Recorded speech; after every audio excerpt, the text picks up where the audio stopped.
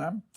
Antes de eu ir para Apocalipse 6, né, eu abri aqui em 2 Pedro, ok? No capítulo 3, 2 Pedro, capítulo 3, ok?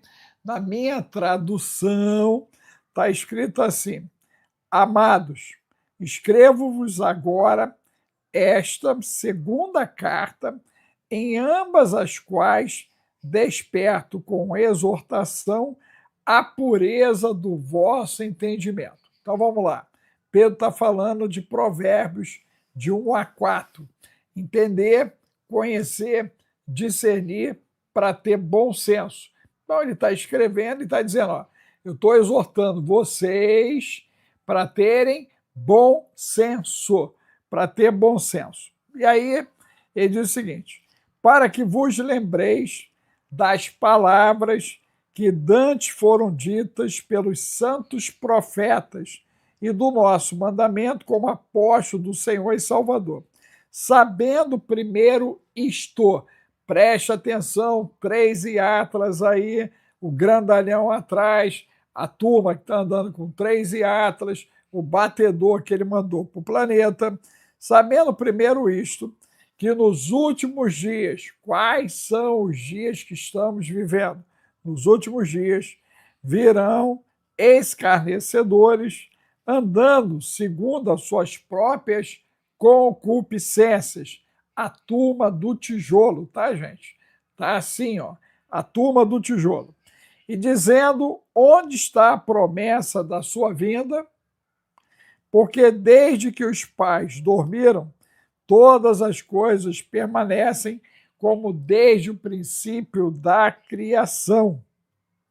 Porque voluntariamente ignoram isto, que pela palavra de Deus, já desde a antiguidade, existiram os céus e a terra, que foi tirada da água e no meio da água subsiste. Meu Deus! Pedro está falando do domo e ele está falando que nós estamos debaixo d'água no domo.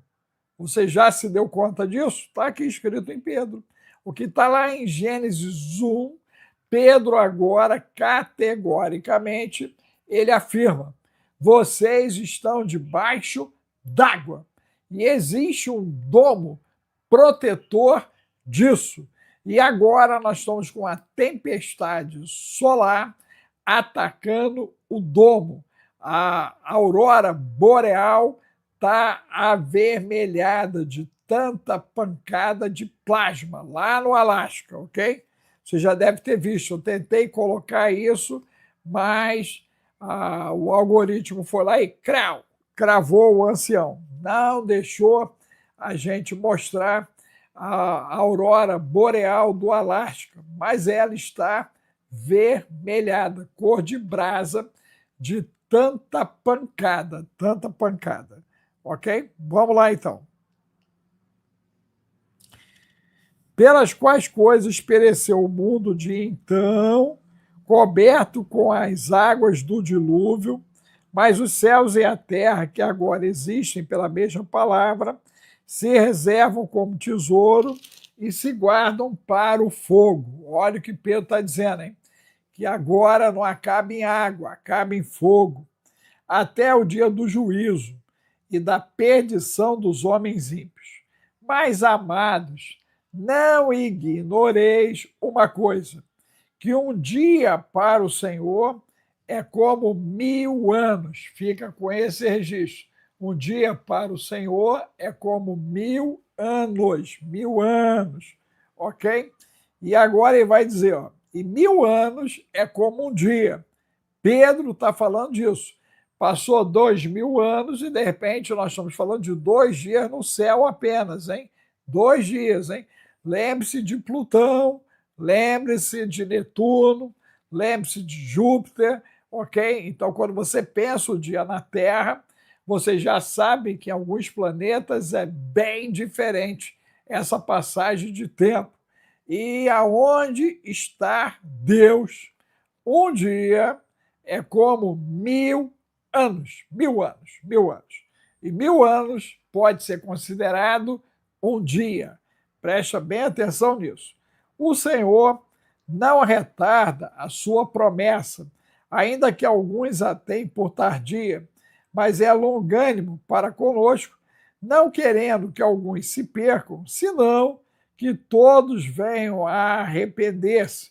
Mas o dia do Senhor virá como ladrão de noite, no qual os céus passarão com grande estrondo e os elementos ardendo se desfarão, e a terra e as obras que nela há se queimarão. Havendo, pois, de perecer todas estas coisas, que pessoas vos convém ser santo em trato e piedade, aguardando e apressando-vos para a vinda do dia de Deus, em que os céus em fogo se desfarão e os elementos ardendo se fundirão. Quem disse isso para Pedro, gente? Só a misericórdia. Olha que Pedro está falando que vai acontecer. Porém, segundo a sua promessa, aguardamos novos céus e nova terra em que habita a justiça. Pelo que, amados, aguardando essas coisas, procurai que dele sejais achados imaculados, irrepreensíveis em paz.